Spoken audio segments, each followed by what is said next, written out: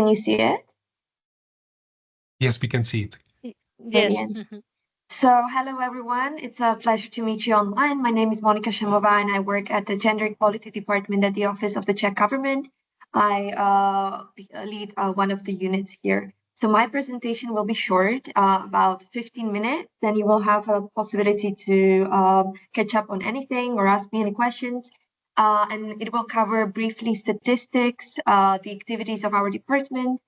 Then I will focus more on two directives, which were adopted during the term of the last European Commission, and which we are currently implementing and which will affect businesses. It's so-called Pay Transparency Directive and Women on Board directives. Maybe you've heard already about them. And then I will cover our strategy on gender equality, its measures on improving women's leadership and women-led businesses. And also I will briefly talk about what can businesses do to increase number of women in leaderships. And then you will have possibility to ask me any questions. So regarding the statistics, we work often with something called Gender Equality Index. It's an index which is issued every year by EIGE, which is a European Institute of Gender Equality, which is a European Union agency. Every year they rate each country based on different criteria. The maximum points each country can get is 100. As you can see, 71 is a average of the EU. The darker the color, more the points countries have. So as you can see, the countries which are on the top, it's Sweden, Denmark, Netherlands, Spain, Belgium. Other countries on the bottom is Croatia, Hungary, Romania. Czech Republic scored 5th from the bottom, so there is definitely a lot to improve. One of the criteria which EIGE is measuring is criteria called power. This criteria measures number of women in leadership, whether we are talking about political leadership, but also business, or also research funding organization, something what they call social power, or a publicly owned broadcasting organization. Again, the countries which are on the top are Sweden, France, Spain.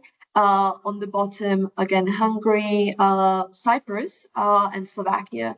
The Czech Republic is 7th from the bottom, and this is unfortunately one of the areas where we have still a long way to go. So what do we do about it? Our Gender Equality Department is the main coordinator of the gender equality agenda on national level.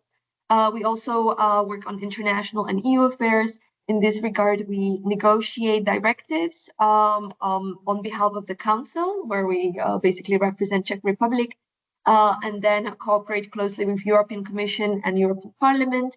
We also are implementing different treaties focusing on gender equality. We also work on something called gender impact assessment. So that is an assessment which every bill, government bill or government policy has to assess. We also closely cooperate with private sector, what I will address later in my presentation, and international organizations. And we do have something called Government Council for Gender Equality, which is a body which has 42 members. It's chaired by the Prime Minister, and it includes it includes non-governmental organizations as well as the governmental sector. And it basically meets free up to 4 times per year and provide counsel to the government on the area of gender equality. So as I mentioned, a few things we work on is the legislation. The last commission adopted 2 very important directives which will affect business. One of them, it's called Women on Boards Directive. This directive is focusing on improving gender balanced leadership in the biggest, largest listed companies. So in the case of Czech Republic, it's the 6th biggest companies on the market. Half of them already fulfill the criteria. So what does directive wants is each company to choose from something called objective. It's basically a number of women or men or underrepresented sex in their boards, which they try to reach. This is not sanctioned. However, if they do not fulfill this criteria, they will have to adopt a transparent selection procedure if they don't already have it. So often the reason why women are not in the leadership is also because it's the procedures can be not that transparent. So the directive requires this. And also it requires the regular reporting. So the companies who do not, companies have to report regularly on how many women and men they have in their boards. And at the same time, they have to report in the case they do not meet the objectives, which objectives they chose. It's either 40 or 33%. And they have to report why they did not meet the objective and what are the measures they are going to implement to improve the situation. Currently, we worked last year on the implementation of this directive, and the bill is currently in the parliament to be discussed.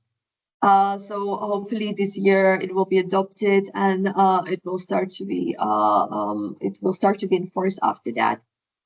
We also, in this regard, closely cooperate with the affected companies. In future, we would be happy if these rules could apply mostly on the state-owned companies or companies where the state is a major shareholder, because we believe that the state should be example for other businesses. And as I said, many businesses already have gender-balanced company boards, and they have strong internal policies. So another directive we are currently, I forgot, I added here a link to AGA's report on gender balances, business and finance. It's quite comprehensive. They do comparative perspective. So there are countries where they have already adopted national legislations. Some of them has quotas in legislation. Some of them have different soft measures, how to motivate companies to increase and work on increasing women in leadership. So if you want to read it, here's the link. And the other directive we are currently working on is the Pay Transparency Directive. It's the directive which is addressing the fact that often employees do not know what the average pay and the company is and whether they are discriminated or not. So the directive also so increase this information or the lack of information about the pay, and which can be used later in a possible civil law proceeding. So what does the directive asks for is the improved pay transparency before employment. That means that the employers should let the applicants know about the pay range based on objective gender neutral criteria. The directive says as an example that it could be shared in the calls already, but also the criteria for it is to disclose this information before that person will start working. Then there is a prohibition of NDA regarding pay. So the directive asks for right. Basically, it prohibits employers to ask about the pay history, but at the same time, it prohibits non-disclosure agreements regarding pay, so that employees can share what pay they have. It also includes right to information, so each employee has to have a right to request information about in writing about their individual pay level and the average pay levels broken by sex. This could be done through trade unions or equality bodies, but also directly to the employer. Then there is a reporting obligation. This differs depending on how big the company is. Of course, the small companies will have to report less often, and the big ones more often. The reports will include statistics on different statistical criteria regarding pay. And there are some procedural rights for the victim as well. Currently, we are at the beginning. We are supposed to implement the directive by June next year. So we are currently discussing it at the government level. And at the same time with business through social partners. And now I have a last slide, and then is again going back to what we do. One of the biggest, or our Bible, I would say, is the gender equality strategy. It is a document it's a policy document which is for the decade, so till 2030. It's very comprehensive material. It includes 8 different chapters covering 8 different areas of life, which are all relevant to gender equality. Every second year, we are writing an implementation report, and this year we updated the strategy. So it has updated data, but also updated measures. There is a chapter which is covering work and care, so labor market basically, and the chapter on decision making, which is covering how to improve leadership of women leadership in companies, how to increase number of women in politics, but also how to increase number of women in women-led businesses. We in this strategy cover and work on addressing gender pay gap, what is average pay difference between average pay of men and average pay of women. There are several reasons of that. We see in statistics that once women start to have children, the pay difference starts to be wider and wider. So definitely there are many measures connected to care, because women often struggle with finding a daycare for their children. They struggle to have an employer who offer them part-time positions, so they would be able to balance their family life or private life with the work life. We know that especially in the Czech Republic, 98% of women are still the main caretakers of their children. So we try to motivate fathers to be more active in this regard, so the care could be more equally distributed. We have something called horizontal segregation. That means that there are areas of jobs which are feminine, and we have industries which are more masculine, while in the industries such as IT, where there are many men, the salaries are much higher than in the areas where there are predominantly women, such as schools or nurses in healthcare, where the salaries are unfortunately much lower.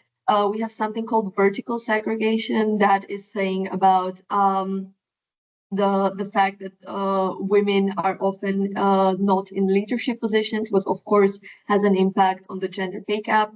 And there is of course pay discrimination. However, pay discrimination is only a small part of standing behind the gender pay gap. So what we try to do as a government, as you can see, all these reasons are behind gender equality, gender pay gap, sorry, are very comprehensive. We try to, through all these areas of life, to adopt measures which will improve the situation. We enjoy working closely with businesses, because we believe that businesses need our support. They have often tools and are often very progressive in their policies and good practices. So we try to share their best practices, so that the businesses could also be inspirational from each other. Regarding the women-led businesses, often, as you probably know, women start their businesses once they start having children, as a reaction, for instance, to lack of flexibility at their former employer. So this can be also a great opportunity for women to be able to balance their family life with the work life, to start their own business. So we are always happy to hear when the businesses are in place. And here you have a list of what employers could do. So of course they can have pay transparent rules on pay, or they can have transparent rules on selection procedures to the leadership, no tolerance for discrimination, gender equality audits, which can improve the transparency regarding the pay process. It's important that the companies do not forget about the work-life balance of their employees and try to allow their workers who are actively taking care of their children to have flexible working hours, working from home, and have children groups, what's basically daycare, which employers can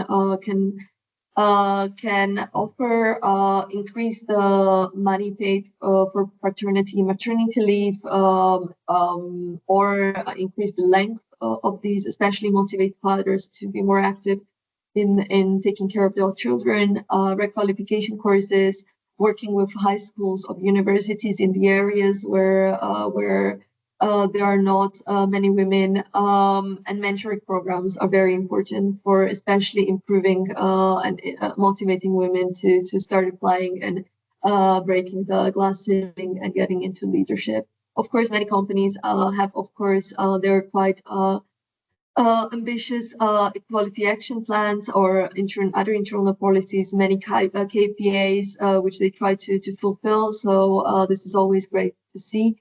And what we try to do as a government is to help businesses. We of course work on things such as creating funding, for instance, for daycare, or motivating business owners to offer more flexible arrangements such as part-time jobs through taxation. We also try to adopt different legislation or go through soft measures. So this is all from me. It's very brief, but I'm of course here to answer any of your possible questions, and I added the links in the presentation if you would like to check the documents. Thank you. So thank you very much, Monika, for your beautiful presentation. Maybe I have one quick question in regards. What do you think about quotas, or for example, to make department hiring equal number of men and equal number of women? Or what do you think about this? I think currently it is solved without these, let's say, numbers. I think it's better than it is. And also one note to our Spanish colleagues, because in Czech Republic we have 2 to 4 years maternity leave or paternity leave. In Spain, it is much shorter. So we are unique as a Czech Republic in this, and that's why we think it is necessary to, I think it is necessary to provide to the support for the mothers that are on maternity leave, because they usually don't have option to work, and if they have option, it is mostly in a way that they are spending their income or partial income for keeping the kid in school, or not school, it's how to say it, kindergarten, take care. Thank you very much. Okay, thank you, Jakub, for the questions. It's always I think once we mention quotas, it's the term which brings most attention from politicians, but also business owners. I just wanted to stress that, as I mentioned, we are implementing currently the directive, and the directive as such has quotas or objectives. I can share. They are not that significant. I will share again one screen with you so you can see. So this is an attachment to the directive. Here is the number of positions on the board. While the directive is distinguishing between non-executive directives and executive directors. So it's either 33% or usually 40%. However, as I mentioned, these goals are only for companies to choose from. It applies only to the biggest companies. It is not sanctioned at all. Majority of those companies, so in the case of Czech Republic, it's 6 companies. Half of them already have and fulfill the quotas. The soft quotas applied already on banks. Probably, if you work in bank, maybe in diversity area, you might know. So what we see from other countries which adopted quotas in their legislation, the progress was most accelerating. At the same time, we know that it's something very politically sensitive. We know that there are legitimate questions asked from businesses, and we believe that first, of course, we need to improve the situation, helping business owners, but also helping women as such to address all these reasons behind the gender pay gap, such as improving accessibility of daycare. As you mentioned, in Czech Republic, we do have a possibility to stay home 3 years. Of course, you can shorten it if you want to, but it's a possibility to and many women do stay home for 3 years, or some of them are working while they take care of their kids. But the problem of going back to work is also the fact that we do have only few and insufficient capacity of daycare for kids under 3 years. So this is something we try to improve. As you know, employers play a very important role because they are often those who are offering children groups, what is basically daycare for their employers for kids often younger than 3 years old. So the answer is probably, as an expert, I believe based on the statistics that the quotas can improve the situation, but quotas as such do not work. We need to improve the system, especially as possibilities to have better work-life balance, and of course closely working with businesses which are already often having some kind of quotas in their internal policies, especially if we're talking about the big ones. And of course we need to important thing, this is an SME event, to think about small and medium entrepreneurs and businesses which of course have legitimate concerns with any government regulation. And European Commission knows it, European Council and Parliament knows it as well. That's why they always have a limit which is not affecting small and medium businesses. And for instance, this Women on Boards directive is affecting only the largest companies with more, I believe, than 200 employees. So it's really only this help. So thank you very much for this kind message and very nice presentation. Are there any other questions for Monika? So if not, I would like to ask Petra to start her presentation. Yeah, will share my screen now. Mm-hmm.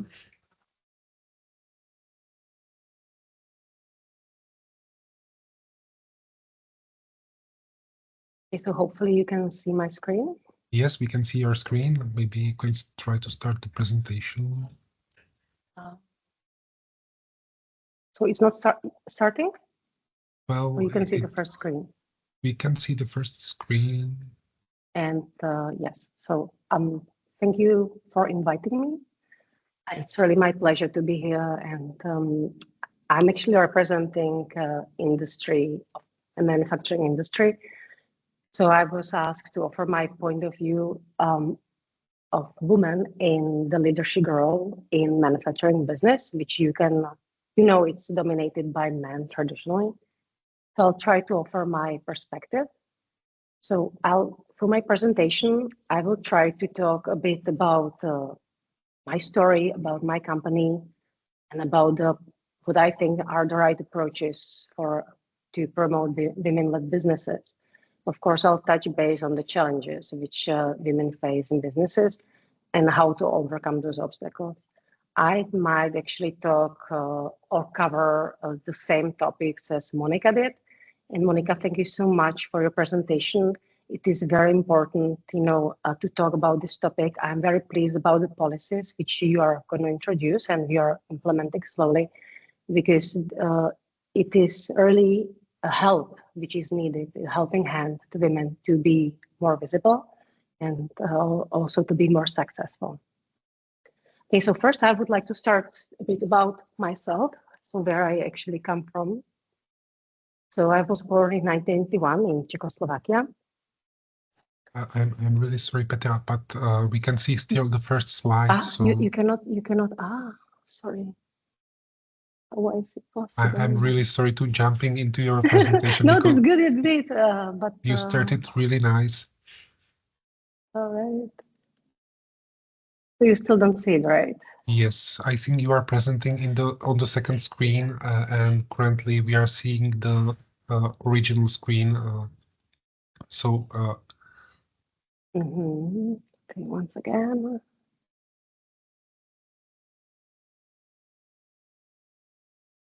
Is it better? Yes, we can see it. Thank you. Okay, perfect. But it looks like that I cannot move forward. Oh, I can. Perfect. Okay, so this was the content. I'm sorry for this. So first, I would like to talk a bit about myself, where I'm coming from. So for you just to understand my background. As I said, I was born in 1981 in Czechoslovakia, but as a kid, I actually spent my childhood in a Latin American country of Ecuador.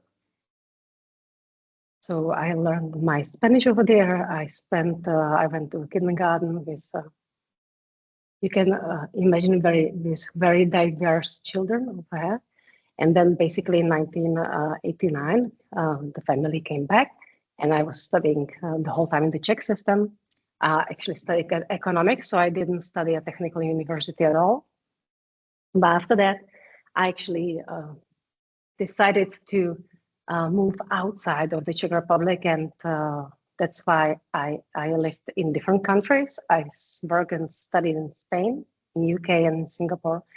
So altogether, these were like many years abroad. In Singapore, I spent the most of it. It was 5 years, and in Singapore, in 2009, I set up my own company. After that, in 2012, I came back to the Czech Republic and I started to work for the HQ of ABO Valve. So I set up a daughter company in Singapore and I came back in 2012 and started to work for the HQ here in the Czech Republic. And in 2019, I won the title of the Entrepreneur of the Year for the Olomouc region. So this is, of course, very encouraging to the business which we do. Why I'm saying all this? I'm saying all this because my life motto would be that with courage, you can actually get further. So each of the countries I was actually living, I had to start from zero. I had zero support. I didn't know anyone. So I had to learn everything from the scratch. So it is something which I would like to highlight at this point, that it is important to get proactive. Do not overthink things, because if you get stuck into decision paralysis, you might never actually move forward in your life. So all these countries which I lived in, I'm not saying they were impulsive, but myself and my husband, we didn't actually overthink the decision to move abroad, and we always had to start and find our living over there. So a bit about the company which I now work in. It's a family company. It's a company which was built by my dad. It's 32 years ago. I'm the second generation who's leading the company, and what we actually do, we manufacture butterfly valves. So we provide them to all applications, water, sewage, oil, chemical, gases, LNG. So this is what we do. Our core values are always high quality, product improvement, safety. And with our partners, we are building together partnership and joint growth. Not only partnership with the clients, but also with our employees and suppliers. So this is what we are really proud of, that basically our company, it's not just a manufacturer of something, but we are really building a relationship. And our motto is that we believe to be the best, you really have to act the best. So this is our company motto, where I'm actually coming from. Many people ask me, how I became an entrepreneur. And I always think about this question, and I would twist it a bit, and I would say, how did I actually become an entrepreneur in Singapore? Because being an entrepreneur in Singapore, this is how I actually started.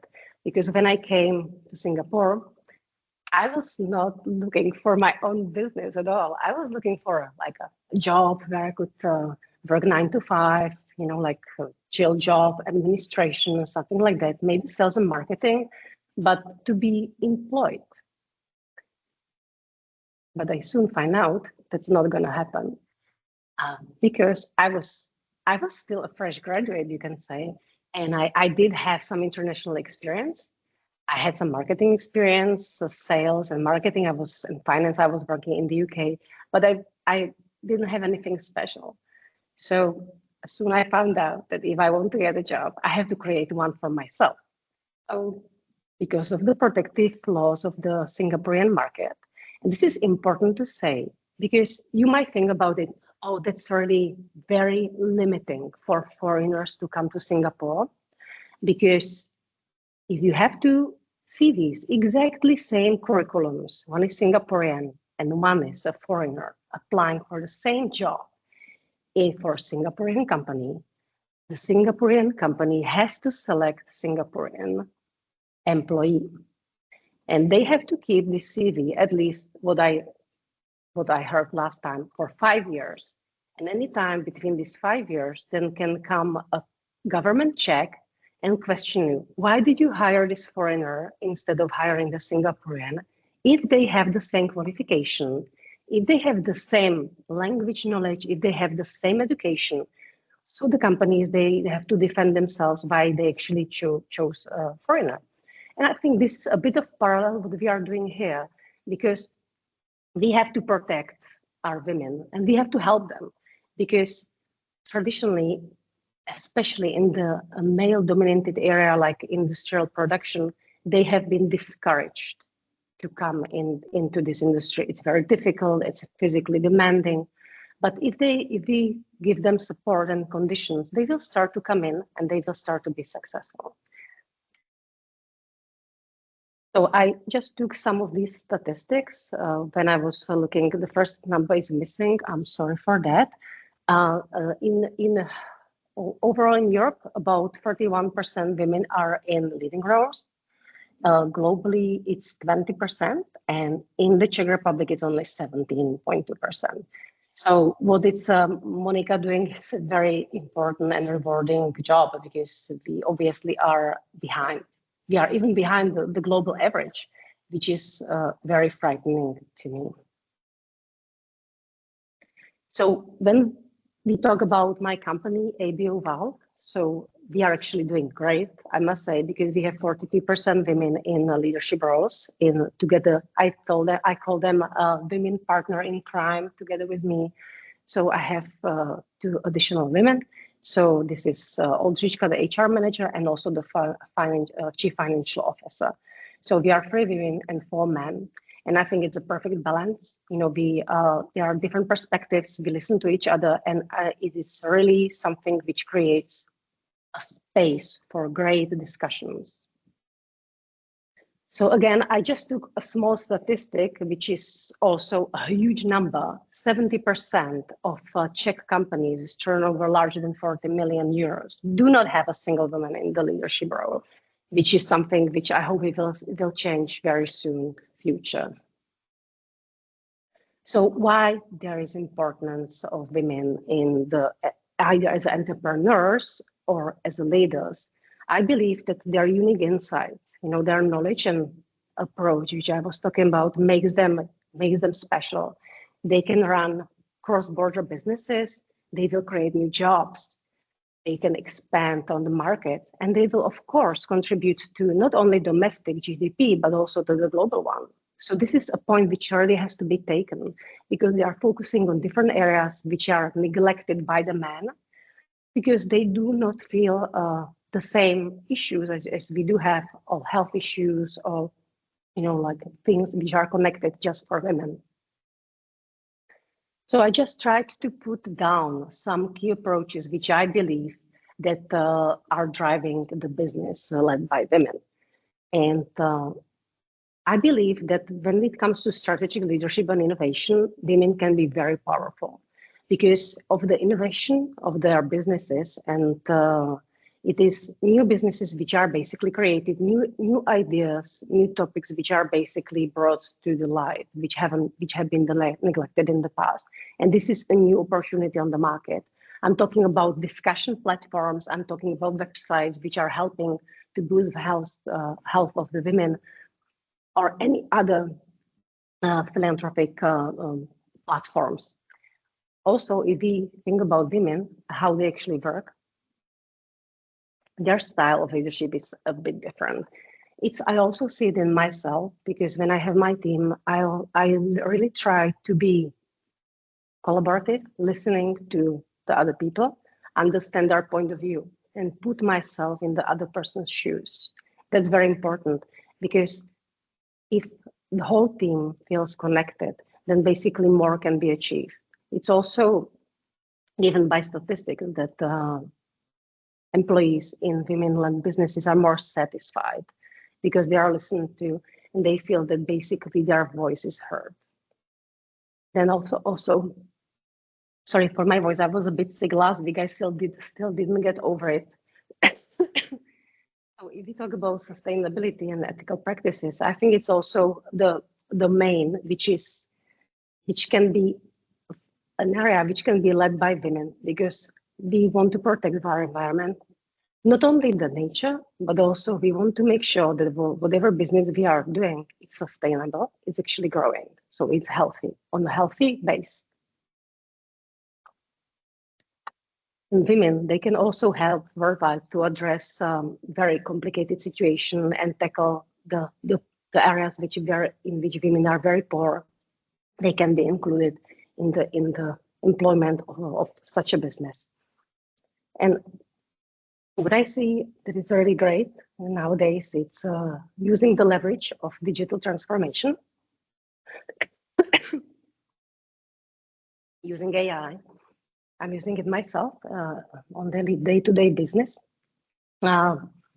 Newsletters, digital marketing, all these sort of things which can help women. Where we are lacking the method, we can actually make it up, but using AI's digital platforms and all these social networks, which will help to boost our business. So the other approach, which I believe is very important, and I hope that in each of the countries it will be even more developed. It's basically a program and networking where women can share their ideas, where they can share their knowledge. Younger colleagues can be supported by the older ones, and together they can establish much stronger business networks. So it's like community building, helping each other, sharing the knowledge. And I think this is, this is lacking a bit in the Czech Republic. There are some initiatives with this regards, but I believe it will be really on larger scale, that more women will be brave and will have the courage to step into the unknown and try to either create their own entrepreneurship or be basically led to a managerial role. So one of the things which I identified, which the women might be struggling with, it's securing finances, because many of them are actually experiencing that when they talk about they need financing, it's they are looking down differently than men are. They are not that trusted. So ultimately, they are basically led to figure out the finances from their friends and family, and maybe from some crowd funding, and their options are limited.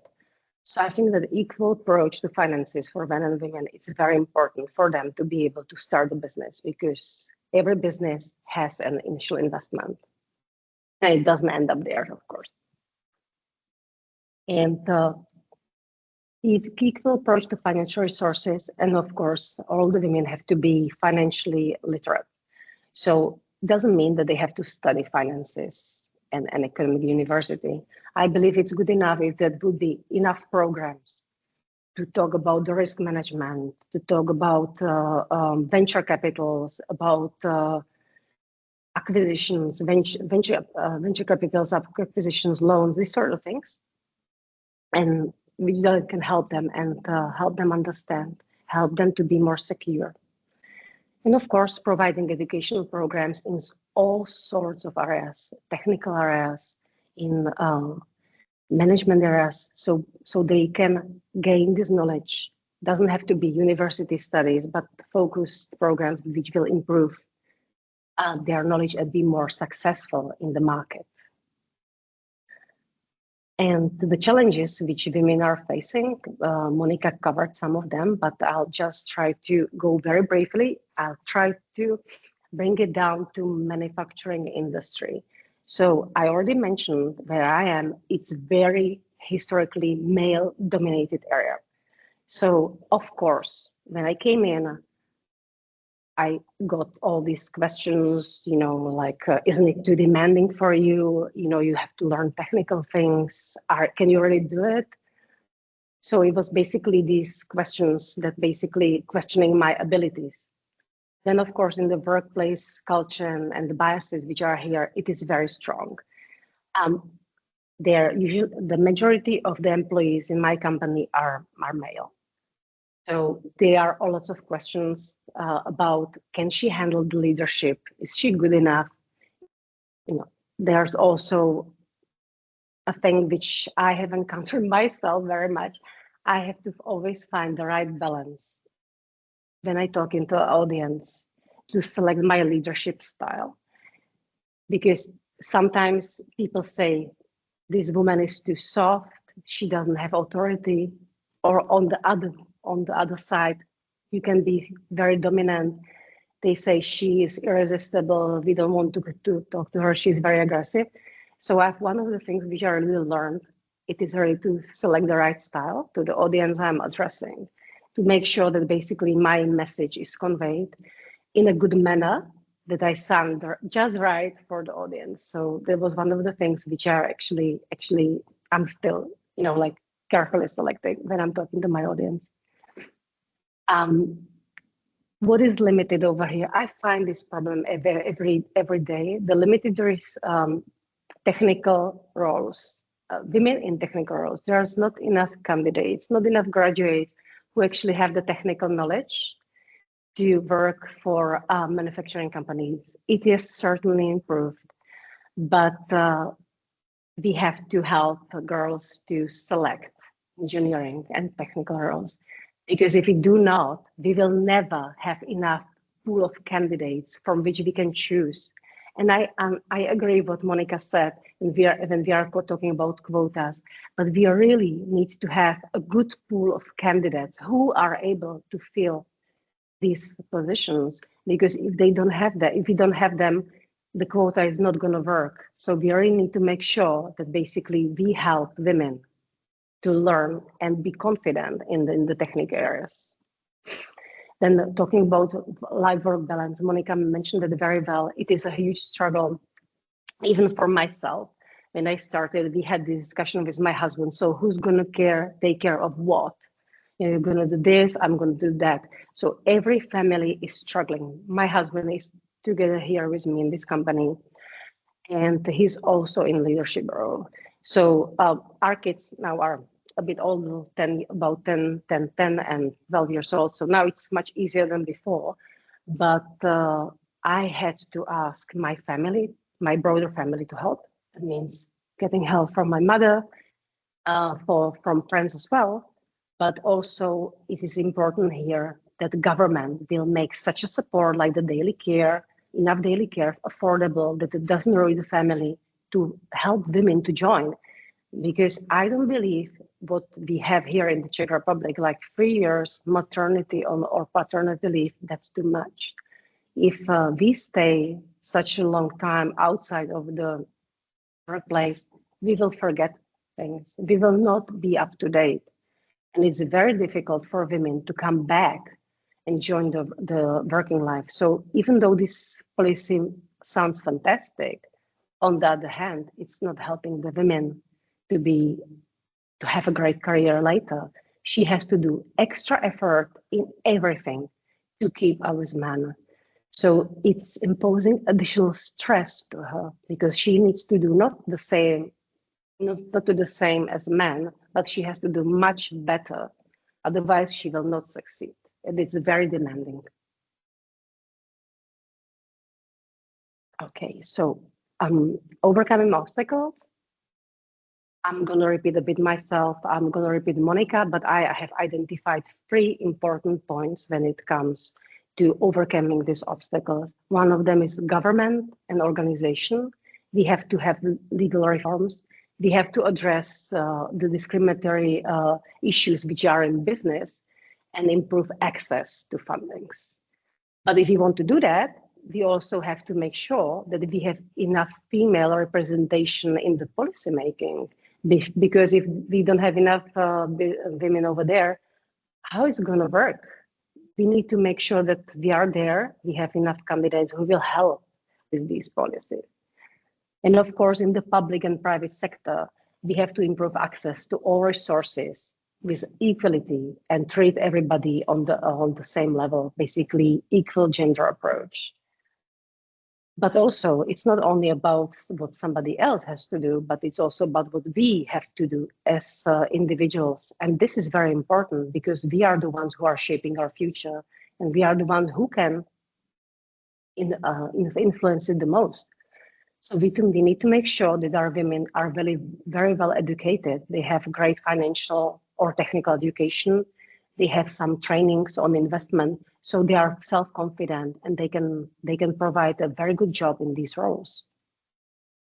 And as I mentioned before, building the networks, support groups, mentorship programs. I think this is a great initiative which has to be more dispersed, which has to help create more groups, more support, especially to young women who are hungry and really want to go for this one, but would need leadership.